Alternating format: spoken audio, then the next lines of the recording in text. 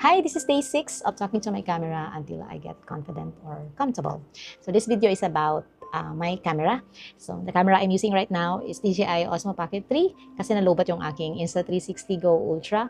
And andito rin kasi ako sa aking workstation and perfect na gamitin si DJI kapag ganito yung setup. So bakit dalawa yung camera ko? Ganito kasi yun.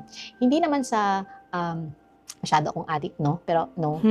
So, gusto kong explain ang side ko. Char. Ganito kasi yun. Unang camera talaga, noong 2024, bumili ako ng DJI Osmo Pocket Camera. Pocket 3. Okay? And then, ang ganda. Nagustuhan ko, na-enjoy talaga ako. Though hindi ako masyadong nagpo-post ng video gamit ito. Kasi nga, hindi ko siya always dinadala kung saan man ako pumunta dahil fragile siya.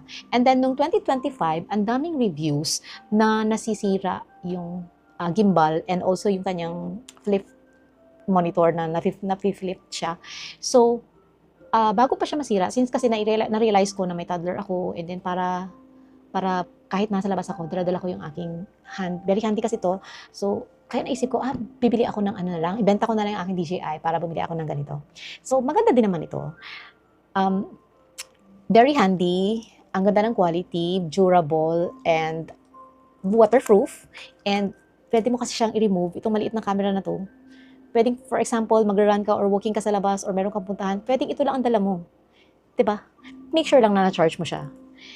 Kaya, pwede din naman. Dalhin mo na lang tong kanyang bahay. Kasi, maliit din naman. Ayan o, ayan ang size niya. Unlike sa DJI, hindi mo siya pwedeng dalhin. So, ayun, balik tayo sa story.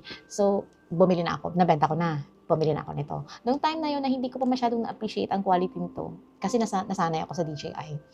Nagsisi ako. Sabi ko, bakit gano'n? Doon ko na-realize na magkaiba pala talaga yung use nila. Si DJI for indoor vlogging, for mga food na gusto mo yung clear talaga. Meron kasi siyang autofocus na wala sa action camera. I don't know, sana lalabas sila ng gano'n. Ganito oh. See? Di ba ang ganda? Oh, ayan. See? May gano'n siya. Unlike sa action cameras, wala. Yun yung na-miss ko sa kanya. And also, pwede ko siyang gamitin as webcam. Ginagamit ko siya kapag may meetings, kapag gagawa ako ng video, like kung may apply na akong trabaho, yung naghanap ako ng part-time job. Ito yung gamit. No, hindi. Ito yung gamit ko kasi nung time na yun wala na akong DJI. Kasi bago lang tong DJI ko, bumili ako ulit. Ito na. Wow! Diba? So, ayun. Bumili ako dahil naisip ko talaga na, ayan, nag-explain na ako ha. Kasi naisip ko na, nung dalawa na yung camera ko, doon ko na-realize na, bakit hindi ako mag-post ng mga videos gamit tong dalawang camera na to? Sayang naman, diba? Kaysa maluma. So, sayang. Kaya ito yung purpose. Ito yung purpose, reason, bakit ko to ginagawa? Bakit ko kinakapalan ng face ko para gumawa ng mga video? Almost 4 minutes na yung aking video. Gagawa na ako ng part 2. Bye!